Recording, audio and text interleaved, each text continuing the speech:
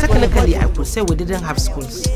Standard schools that you can call a school by world standard, we didn't have. In the last few years, there is total neglect of the education sector. No equipment, no teachers, they're not teaching them. No classroom, the school no good, no good. They don't have chair, they don't have good teachers.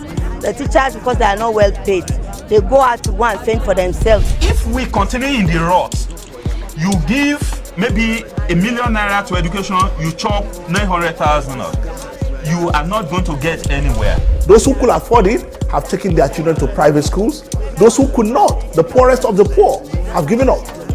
They continue to send their children to these public schools where they have no hope of learning anything at all. Typical rural school in a poor community. And I want to see that as the challenge. How do you make that type of school effective? When every child in Nigeria have received quality and excellent education, by then Nigeria may become a developed country. Because every child is special, every child is gifted, every child has right to education, and we should give them that passport because it's their opportunity to change their world. When I grow up, I want to become a doctor. I want to become a doctor because my mom's friend was sick and I couldn't help her.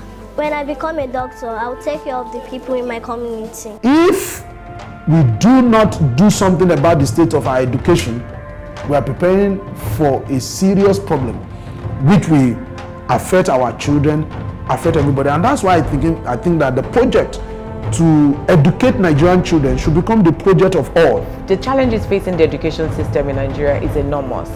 I like to use the jigsaw puzzle to analyze the educational system. So many pieces to it, from infrastructure to quality of teaching, to funding, to management. It's such a systemic problem that deserves a systemic approach to solving it. What Teach for Nigeria is trying to address is really to raise leaders who are leading the change in every sector, in every component of that puzzle, but with a singularity of vision, all driving towards that same day when every Nigerian child receives an excellent education.